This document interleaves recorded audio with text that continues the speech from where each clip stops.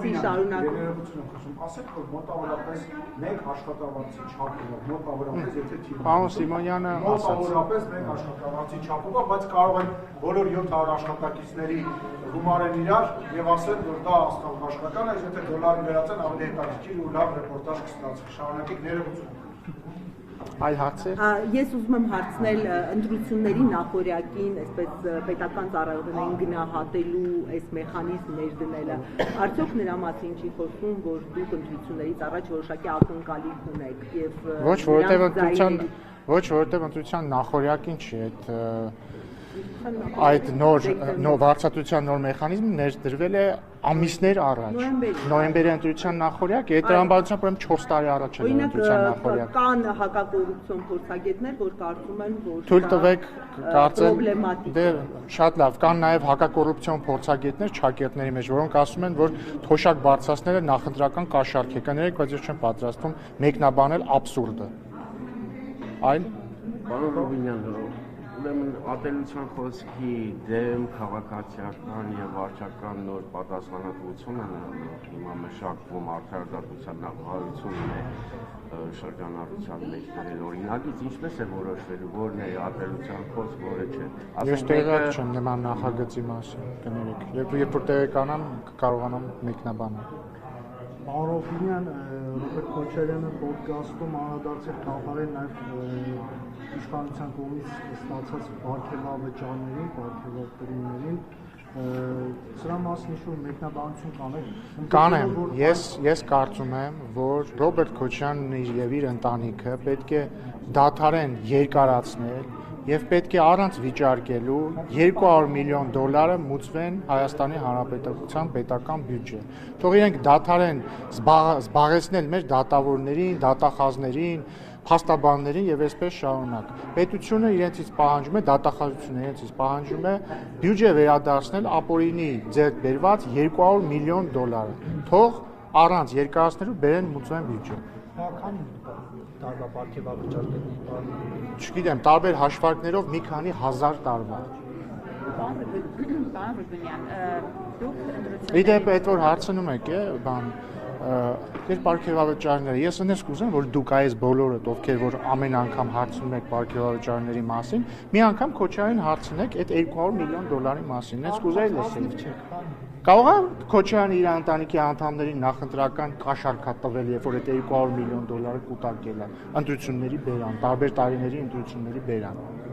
Բայց չի կապացություն, քրեական գործիք չկա ապացույց։ Դե շատ լավ, դե կսպասենք ապացույցները կլինեն, բայց բնականաբար իհարկե ցանկացած լսող առաջին հերթին մտածելու է, որ այստեղ որևէ ապօրինություն չկա, իհարկե պարոն Քոչարյանը իր որդին Հայաստանի ամենատաղանդավոր բիզնեսմեններն են, իրենք $200 միլիոն, իհարկե այդպես ազնիվ։ Հա, օքեյ, ասում եմ սուրբ այդ մարդը։ Պարոն Ռուբինյան, Ռոբերտ Քոչարյանը ամիս առաջ դուք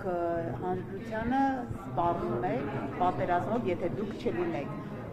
Սա քաղաքական դաշտում մյուս դերակատարներն ասում են, որ դուք այս անգամ կրկին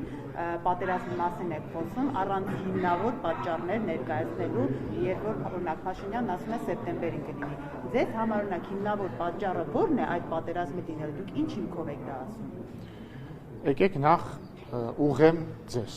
Եկեք նախ անալիզի ենթարկենք։ Ինչ է նշանակում սպառնալիք։ Մի վարքյան է։ Ինչ է նշանակում սպառնալիք։ Բառարանային բացատրությունը սպառնալիք բառի ո՞րն է։ Երբ որ ինչ-որ մեկը մյուսին ասում է, եթե դու չանես սա, ես կանեմ կամ չեմ անի սա։ Մի բան, որը քո համար վատ կլինի, որ անեմ կամ չանեմ։ Համաձայնեք, երբ որ մենք ասում ենք, որ Հայաստանի Հանրապետությունը,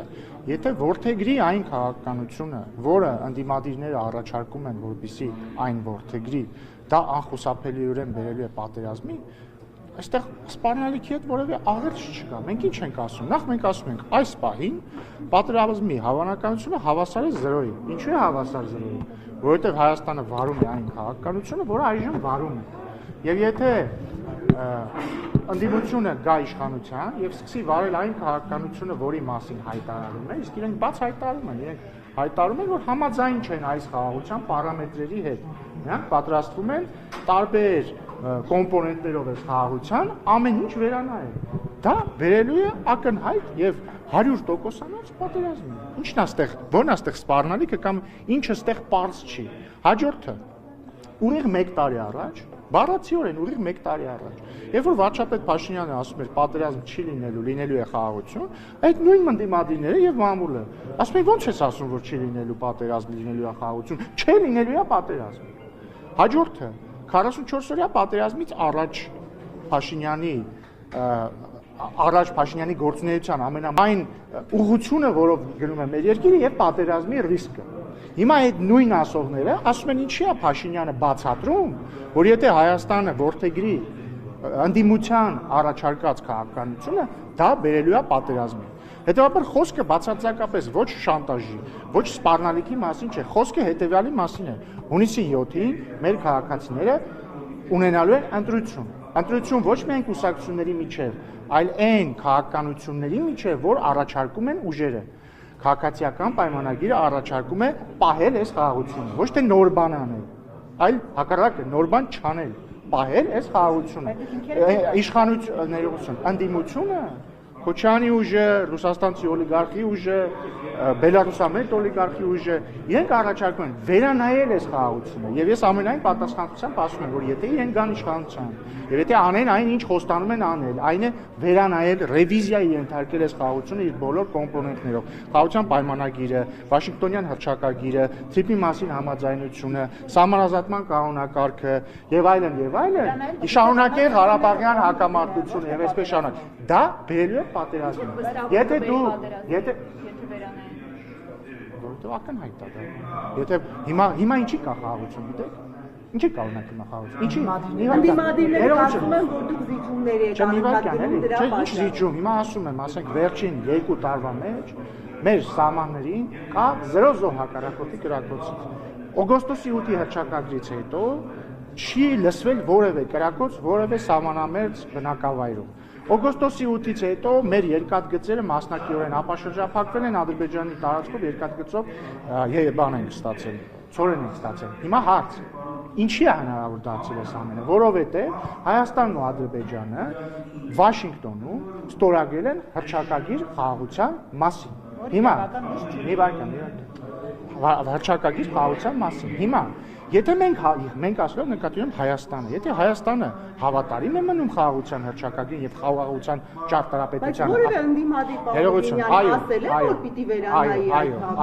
այո, հրաժարվի դրանից, որ մեկը, որովհետեւ երբ որ Ռոբերտ Քոչարյանը ասում է, որ երբ որ Հայաստանը պարփակվում է իր 29743 կիլոմետր քառակուսու մեջ, դա վատ է, որովհետեւ մեզ ոչ ոք որպես գործոն չի ընդունել, դա նշանակում է ուղիղ վիճարկել Հայաստանի եւ Ադրբեջանի միջև միմյանց տարածքային ամբողջականությունը ճանաչելու միջև վերաբերել պայմանավորվածություն կամ ներողություն, ինչ ուղղություն, որ ուղղությունը ուզում լինի,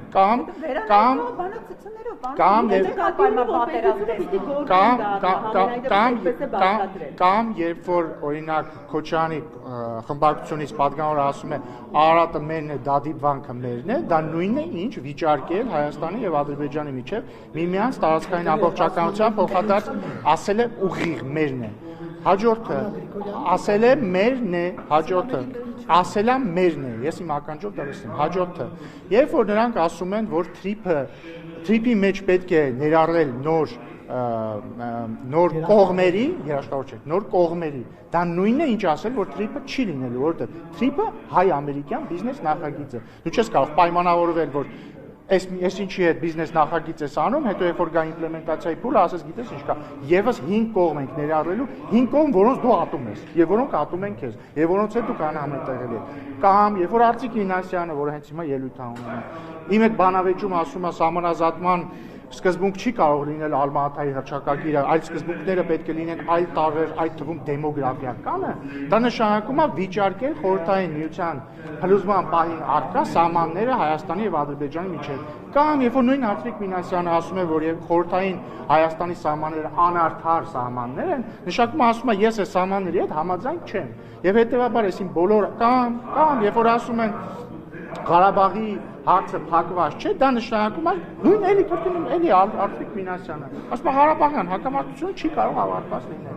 Հիմա այս ամեն ինչ որ դնում ենք մի կողմ, եթե իրենք անեն այն ինչ իրենք հայտարարում են, այսինքն վիճարկեն սահմանազատման սկզբունքները, միմյանց տարածքային ամբողջականության ճանաչման սկզբունքները, այնտեղ էլ ինչ կա, Tripը եւ այսպես շարունակ, այսինքն ապաշրջափակման սկզբունքները։ Այս խաղաղությունը չի։ Դուք էլ եք ԵՏՄ-ից դուրս գալիս, կարող է իշխանությունը դառնում չէ՞ լավ։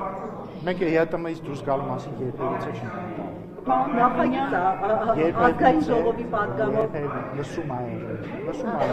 երբևիցե չեն քաղաքացիական պայմանագիր կուսակցությունը երբեք, եթե նկատի ունենք 2010 քաղաքացիական պայմանագիր երբեք քաղաքացիական պայմանագիր կուսակցությունը չի հայտարարել, որ իշխանության գալուց դեպքում դուրս է գալու իրական։ Բայց դրանից առաջ նախագիծ Դրանից եղել առաջ երբ դաշինքի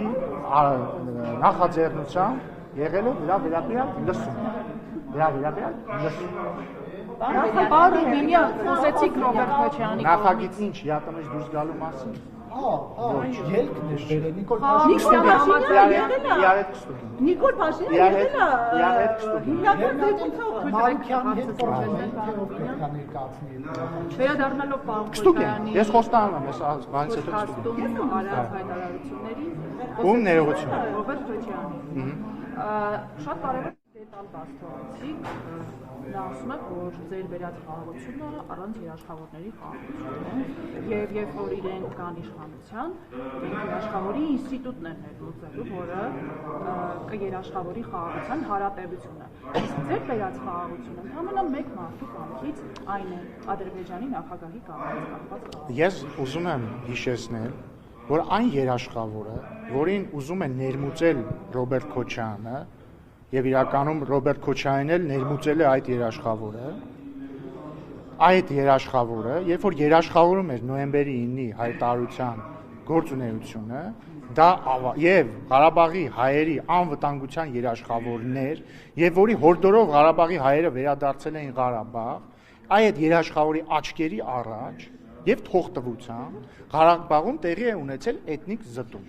Ռոբերտ Քոչարյանի ուզածն այն է, որ այդ նույն երաշխավորի աչքերի եւ հայացքի ներքո, ինչպես իրանք լուծարեցին Լեռնային Ղարաբաղի Հանրապետությունը, նենց էլ իրանք լուծարեն Հայաստանի Հանրապետությունը։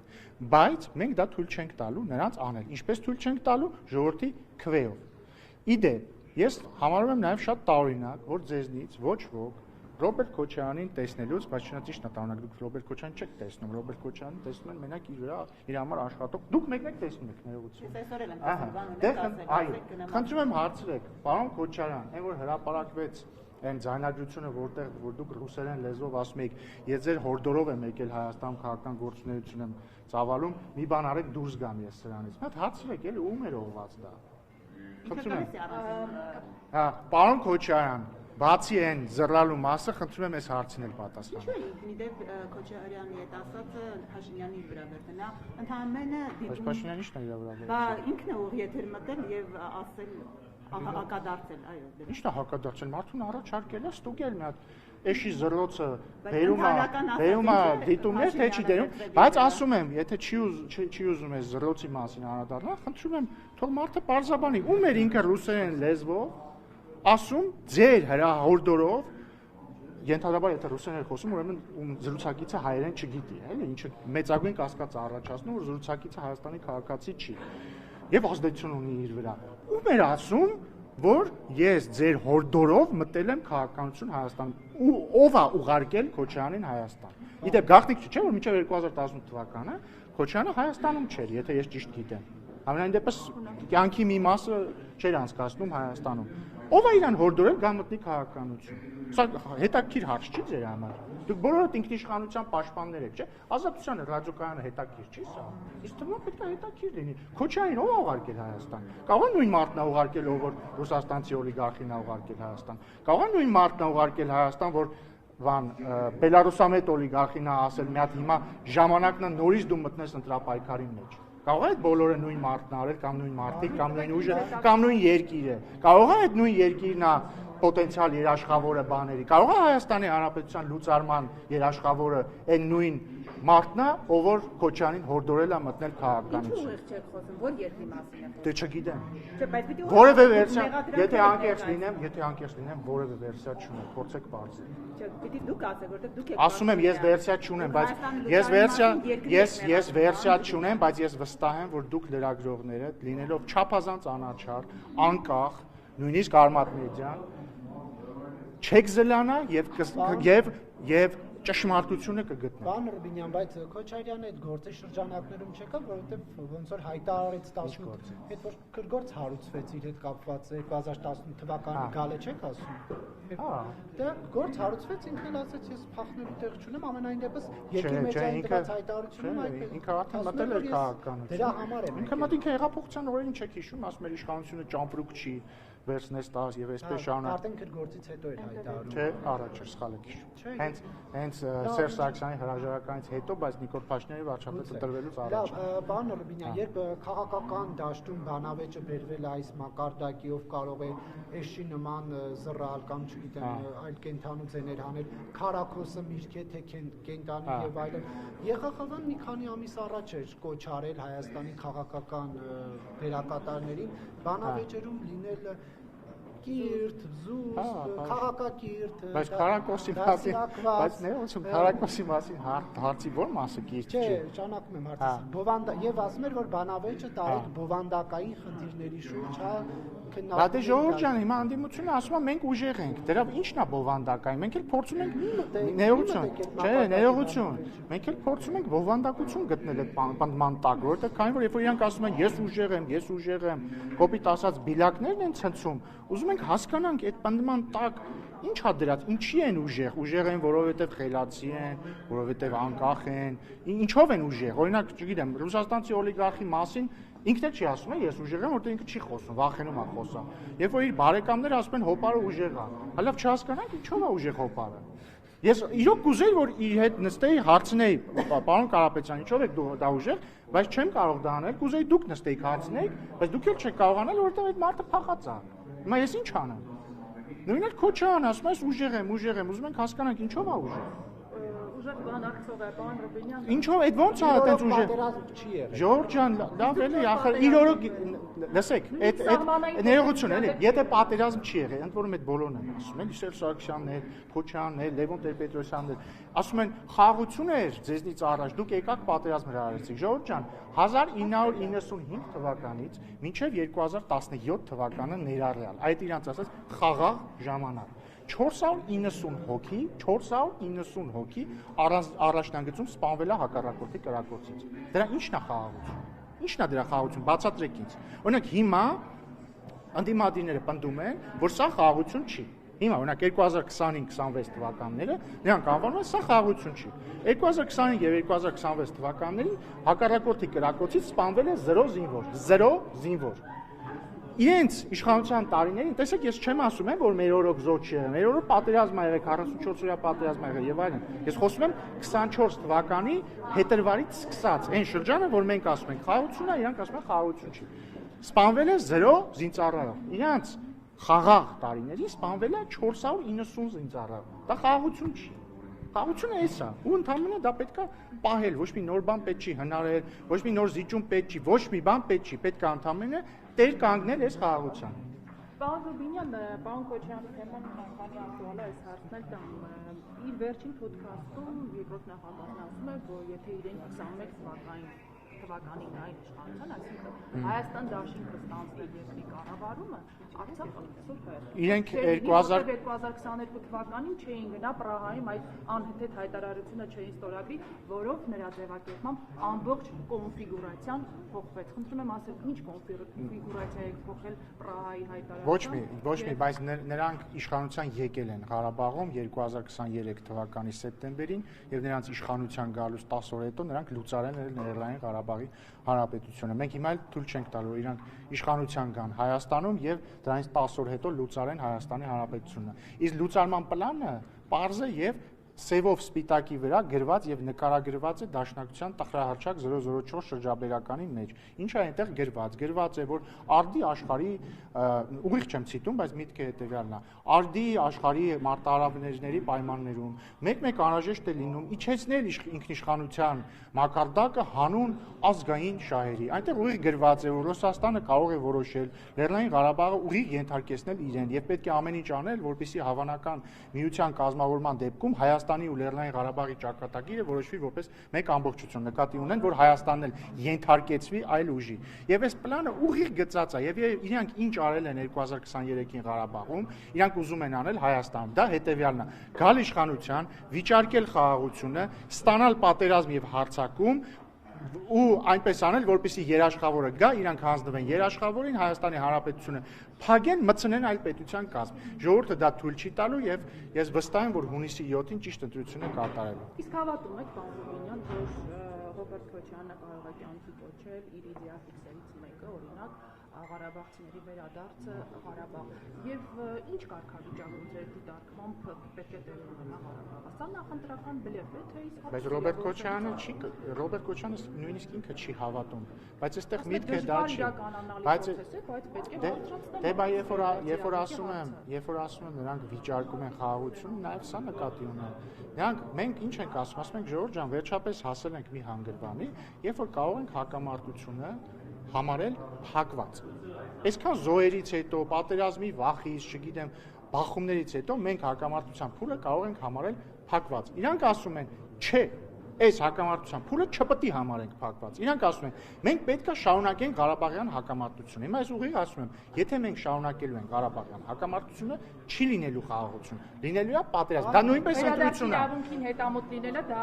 ձեր ասած տրամաբանության մեջ է։ Տեսեք, երբ որ ամեն ինչ կախված է նրանից, թե ոնց ես դու ինչ որ բան ձևակերպում։ Երբ որ դու ձևակերպում ես վերադարձի իրավունքը որպես քաղաքական պահանջ, որը պետք է դնի Հայաստանի Հանրապետությունը իր արտաքին քաղաքականության հիմքում, դա նշանակում է, որ ասում ես, որ Հայաստանի Հանրապետությունը պիտի ասի Ղարաբաղյան հակամարտությունը ավարտված չէ, ես այն շարունակում եմ։ Եթե Հայաստանի Հանրապետությունը ասելու է, որ Ղարաբաղյան հակամարտությունը ավարտված չէ եւ ես այն շարունակում եմ, դա ավտոմատ նշանակում է չեղարկել այս խաղաղությունը։ Չեղարկել այս խաղաղությունը նշանակում է դուր բացել պատերազմի համար եւ այդ պատերազմը չի ուշանալու։ Ինքը կարող է չլինի 1 ամսից, 2 ամսից, կարող է 4 ամսից չլինի, կարող է մի տարուց չլինի, բայց ինքը անպայման գալու է։ Պարոն Ռուբինյան, բայց գուցե այս իշխանությունը, որի օրոք տեղ է ունեցել պատերազմ, կորուստներ են ունեցել, գուցե այս իշխանությունը այլ հոգեբանությամբ է արկա խնդիրներին մոտենում, իսկ մյուսները, որ այդ ամենի միջով չեն անցել լրիվ այլ դիրքերից են կարողանում հարցին մոտենալ, չէ՞ կարծում որ սա է հենց բայց մյուսների դիրքից մեր երկիրը մոտեցել է, չէ՞ հարցին 3 տասնամյակ։ Այսինքն ինչ ուզում եք ասել, որ պատերազմը 44 օրյա, ասես մեկ օրում սկսեց, հա։ Դա 30 տարվա քաղաքականության արգասիքն էր, չէ՞ որ բերեց եկավ այդ։ Հիմա մենք ինչ ենք շատ լավ, առավել եւս, բա ով ավելի լավ գիտի, թե որն է պատերազմի ռիսկը։ Բախորած եք գուցե դուք մոտենում, չգիտեմ, բառը ճիշտ եմ ասում, թե չէ, բայց գուցե sense կաշկանդված եք դուք խնդիրներին մոտենում դրանց։ Իսկ գուցե այդ բառը, որը դուք փնտրում եք, պատասխանատուն են, գուցե մենք պատասխանատու ենք մոտենում, գուցե մենք հասկանում ենք, որ պետք է չգնալ այն ճանապարհով, որը ակնհայտորեն տանում է պատերազմի, բայց ավարտելով էլի ամենակարևոր միտքը ո՞րն է։ Ես կրկին ուզում եմ հիշել 44 օրյա պատերազմը, Ժորժ ջան, մի ամբողջ ժողովուրդ, այդ թվում մեր ընտրողները, այդ թվում ինքներս մենք մեղադրել ենք, որ մինչև պատերազմը չենք խոսել մարդկանց, նախ ինքներս չենք գիտակցել դա, դրանից հետո չենք խոսել մարդկանց հետ, չենք բացատրել պատերազմի ռիսկը, հավանականությունը, ուժերի հարաբերակցությունը, թեկուզ դառը ճշմարտությունը չենք ասել։ Այս սրանից հետո, երբ որ վերջապես մենք ասել ենք խաղաղության, ու երբ որ մենք զգուշացնում ենք, որ այս խաղաղության ուղուց շեղվելը տանում է դեպի պատերազմ, ասում են ինչ եք շանտաժանում։ Շանտաժ չենք անում, Ժորժ ջան, բոլորդ ասում եմ ձեզ ամենայն պատասխանությամբ, բոլորդ ազատ եք ընտրել ընդդիմությանը։ Ուղղակի խնդրում եմ գիտակցել, որ եթե ընդդիմությունը գա իշխանության, եթե ընդդիմության սիրած Գյումրի երկու սցենարը իրականանա, մենք ստանալու ենք պատերազմ։ Իսկ եթե 44 օրյա պատերազմից առաջ գանք եւ ասենք Ժողովուրդ ջան, հիմա իրավիճակը տանում է անխուսափելի պատերազմի։ Դուք ինձ ասելու եք, դուք վախեցնում եք հասարակությանը։ Ասելու եք, թե չէ։ Իրական, ասելու եք, կար ընտրություն, գնալ զիջումների, թե չէ օրինակ։ Հա, չէ, բայց ինչ եք ասելու։ Եթե բացատրեիք, թե հասարակությունը որոշեր ինչ ասել։ Դե բա հիմա էլ եմ բացատրում եւ գուցե նախընտրական շրջան, դա շատ կարևոր դետալ է։ Բա դուք ընտրության խնդիրը ոչ թե ընտրության մեջ է ինքնին, այլ խնդիրը քաղաքական ընտրության մեջ է։ Եվ ինչպես 2020 թվականին կար քաղաքական ընտրություն, ինչպես ասենք, չգիտեմ, 98 թվականին կար քաղաքական ընտրություն, ինչպես 21 թվականին կար քաղաքական ընտրություն, այնպես էլ հիմա կա քաղաքական ընտրություն։ Ամեն ինչ ընտրություն է, ինչպես է Հայաստանը շարունակելու պահել իրեն։ Եվ մի վարքյան, եւ քաղաքական ուժերը ամեն մեկը տալիս է այդ ընտրության հնարավորությունը։ Մենք ասում ենք Հայաստանը պետք է շարունակի գնալ խաղաղության ճանապարհով։ Ընդդիմադիր ուժերը ասում են Հայաստանը պետք է կանգ առնի, փոխի ուղղությունը եւ գնա հակամարտության ճանապարհով։ Եթե դուք ուզում եք մենք գնանք հակամարտության ճանապարհով, ես որևէ խնդիր չեմ տեսնում։ Ընտրեք ընդդիմադիր ուժերին կգնանք պատերազմի։ Պարոն Ռուբինյան, եթե տրամաբանությունը շատ բարձ ընտրություն է, այստեղ ոչ շանտաժ կա, ոչ սպառնալիք կա, ոչ մի բան չկա։ Կարող եք ընտրել ընդդիմությանը, ել չեմ ասում բան, որ դա կլինի ձեր վերջին ընտրությունը, որովհետև ընտրությունները նորից կսկսեն կեղծվել, բայց կարող եք ընտրել ընդդիմությանը, էլի կաշառակերություն բանը ամեն ինչ կվերադառնա, բայց Քոչարյանի 200 միլիոնը չի վերադառնա, կմնա իրան, բայց մտածում եմ եւի դուք այդքան դեմ չեք դրան, բայց վերադառնա։ Բայց ամենակարևորը մենք ստանալու ենք պատերազմ, ժողովուրդ ջան։ Մենք էլի դուք էլի կտեսնեք իշխանականներ, որոնք խրոխտ կենացներ են խմում, որոնք ասում են, այս ինչը մերն է, այս ինչը մերն է, այն ինչը մերն է, կտեսնեք, ամեն ինչ կտեսնեք, բոլորը կասեն, ոչ, Ղարաբաղի էջը փակված չէ, քաղցր կենացներ կասեն մեր ղարաբաղցի եղբայրների ու քույրերի ականջներին, բայց արդյունքում մենք ստանանք պատերազմ, նոր զոհեր, նոր կորուստներ, նոր տարածքային կորուստներ, նոր բան, պահանջատիրություն եւ այսպես շարունակ, բայց դաշնակցության գործերը օրինակ շատ լավ կգնան, որովհետեւ հայդատի թեմաները կշատանան, Հայաստանի տարածքները կփոքրանան, հայդատի թեմաները կշատանան, զոհերը կշատանան, բայց լացուկոցներ կշատանան, լացուկոցով sense խրոխտ ռիլերը կշատանան, sense կլացենք, ասեն մեր զոհերը, բայց չեն խոստովանի, որ իրանց քաղաքականության արդյունքում դա եղավ։ Ոչ է մարդիկ խոստովանեն, որ իրանց ընտրեցին, դրա համար տենց եղավ։ Դրա համար, քանի դեռ մենք ունենք ընտրություն, պետք է կատարել ճիշտ ընտրություն։ Սա ոչ շանտաժ է, ոչ սպառնալիք է, ոչ մի բան է, սա պարզ քաղաքական ընտրության ձևակերպում է, եւ այդ ընտրությունը լինելու է հունիսի 7։ Իսկ այդ ուժերը ինչի ընտրական process-ներից դուրս չեն դրվում, պարոն Ռուբինյան, եթե ըստ ձեր դրամաբանության գալու են ու պատերազմ բերեն։ Որովհետև Հայաստան ժողովրդավարական երկիր է եւ որովհետև ամեն ինչ ընտրություն է։ Մենք հո բան չենք, մենք հո Ստալինն էլ չէ, մենք հո Ռոբերտ Քոչարյանը չենք, որ գանք եւ մարդկանց ընտրությունը սահմանափակենք։ Բա եթե գիտեք ստերից Ժողովուրդ ջան, մենք ցանկացած բան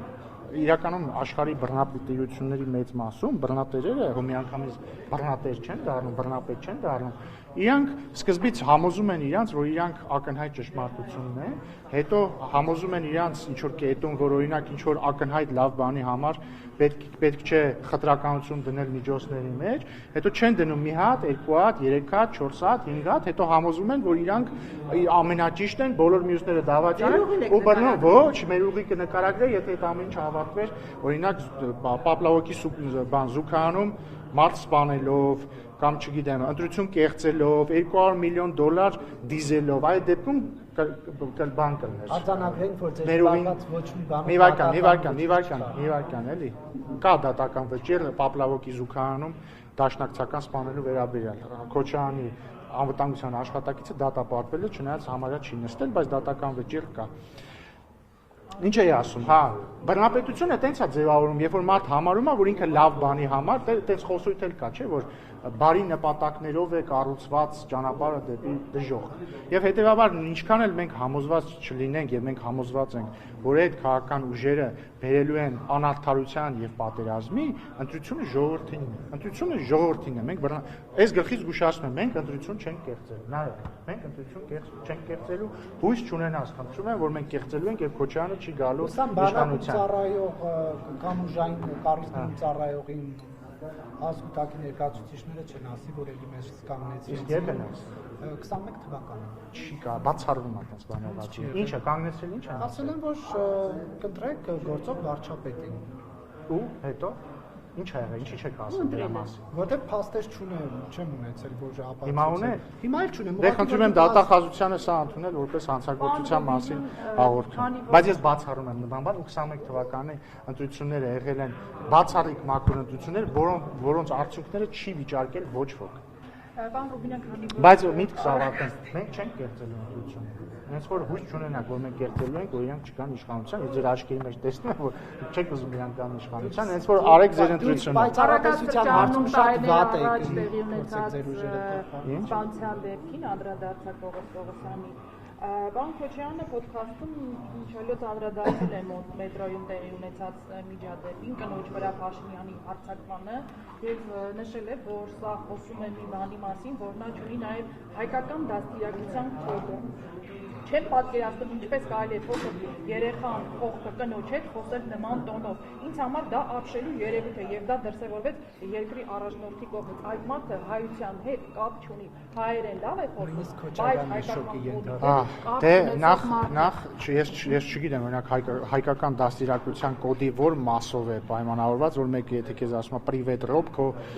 թիկնապահը գնում իրան զուգանում ծեծելով սպանում է։ Ես հայկական իմ ծնողները ինձ դաստիարակելիս չեն ասել, որ մեկը քեզ ասի պրիվետ ռուբ, թիկնապահիդ ասա թող գնա իրան զուգանում սպանի։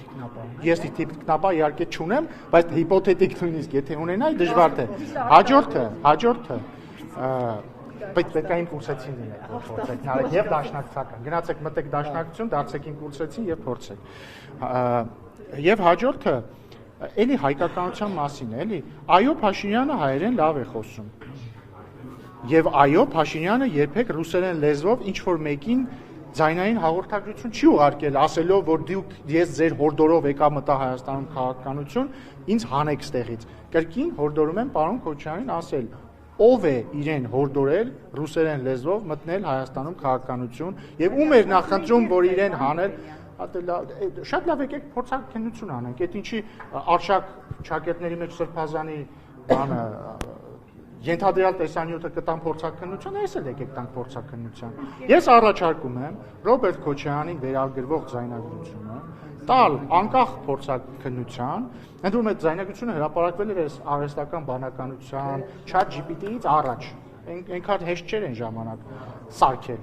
Տանք փորձակնության հասկանանք, եւ եթե պարզվի, որ այդ ձայնագրությունը ճիշտ է, հասկանանք ում է ասել։ Եվ եթե պարզվի, որ իրոք ասել է, ես կարծում եմ մեր հանրությունը դրան պետք է արձագանք ունենա։ Պաստորեն դուրս կգա, որ մենք գործ ունենք ոչ թե քաղաքական գործչի, ոչ թե նախկին նախագահի, այլ ինչ որ կուսակալի եւ ագենտի հետ։ Իսկ ինչ են անում ագենտների հետ, բոլորը գիտեն։ Վերադառնալով կողին եւ դաստիարակության Ինչ։ Դե ասեցի, համակարգիք եք, որ ինչ մետրոյում տեղի ունեցած բանավեճը կնոջ հետ խոսում է մարդու դաստիարակումները։ Ես կարծում եմ, որ մարդկային դաստիարակության կարևորագույն մասերից մեկը ներողություն խնդրելու ունակությունն է եւ ես հպարտեմ, որ վարչապետը այդ ներողությունը խնդրել է, բայց բացի դրանից, ելի վերադառնալով Պողոս Պողոսյանի սպանությանը, ոչ միայն Քոչարյանի թիկնապահը սպանել է իրեն պրիվետ ռոբ ասած դաշնակցականին, այլ նաև ինքը դրանից հետո ոչ միայն ներողություն չի խնդրել ընդհանրապես դրա համար։ Մի հատ հայտնի տեսանյութ կա, որտեղ ասում է, այդ մարդը եթե կենթանի լիներ, ես իրան երկու բան կասեի։ Նես որ դաստիարակության մասին ով ինչ խոսա։ Դու շարունակ սկսում եք ճեպազրույցը, ավարտում եք ճեպազրույցը Ռոբերտ Քոչարյանը։ Դե բայց ի՞նչ մեղք կա։ Թվում է թե շատ եք վախենում։ Դե Ժողովուրդ ջան, ախր եկեք ճիշտը խոսանք, էլի, նայեք։ Այս ձերը չի, բայց ձերը News AM, հասկացան, ձերը News AM-ն է, այստեղ էս ինչ է, էս Armenia Today-ն է, էս չէ, Սերժականն է։ Հերկուսը հիմա ստեղ չի, բայց նոր ստեղ էր։ Այսինքն ես ինչ մեղք ունեմ, ես ինչ մեղք ունեմ, որ այս լրատվամիջոցների մեծ մասը, մի մասը պատկանում է Քոչարյանի հետ կապ ունեցող ուժերի, բացատրում եմ ինչ ենք խոսում։ Հա, մի մասը Քոչարյանի հետ կապ ունեցող լրատվամիջոցներն եւ իր շրջանակներից ֆինանսավոր, մի մասը Սերժ Սարգսյանի, մի մասը ռուսաստանցի օլիգարխի, հենա նստած է, ռուսաստանցի օլիգարխի մերձավորների կողմից ֆինանսավորվող, մի հատ նայեք, Արմատ մեդիա, ռուսաստանցի օլիգարխի ներողություն էլի։ Հիմա պարզ է, չէ՞ որ դուք ինչ որ առումով նաև լրատվական ներկայացուցիչներն եք այդ քաղաքական գործիչների։ Հիմա գալիս եք այդ մարդկանցից եք հարց տալիս։ Ես ինչ մեղք ունեմ։ Ոչ, դուք եք Քոչյանից հարցրել, դուք եք ընդդիմությունից։ Ես մեղավոր եմ, որ ընդդիմությունից։ Իդեպ ես առաջարկում եմ հետեւյալը, եթե մեր հանրությունը հոգնել է նախկին, այսինքն նախկիններից։ Լսեք, դուք չեք պատկերացնում ինչքան եմ ես հոգնել։ Եթե մեր հանրությունը հոգնել է նախկիններից, լուծումը հետեւյալն է։ Այդ մարդիկ պետք է ստանան 0 քվե։ Մարդիկ օրինակ արդարացիորեն ասում են. Մեզ, ասում են Ժորժ ջան,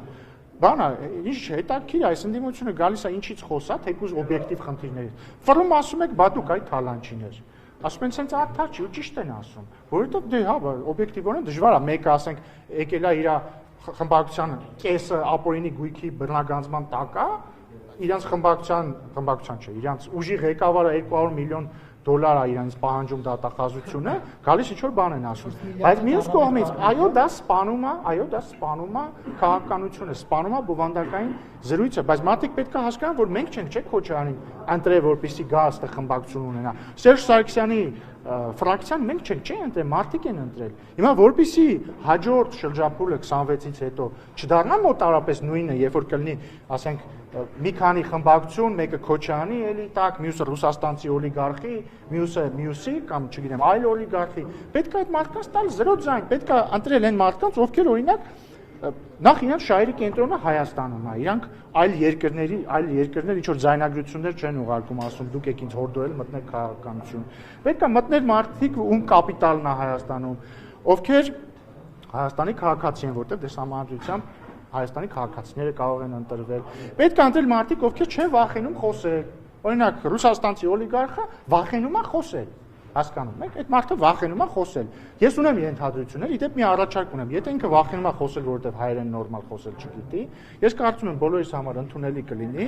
կամ ձեր համար չգիտեմ, իմ համար ես պատրաստ եմ այդ ժողովությանը։ Թող ռուսերեն խոսի։ Եթե պարզվի, որ ինքը ռուսերեն էլ նորմալ չի կարողանում խոսի, այդ դեպքում չգիտեմ։ Այդ կներեք, բայց այդ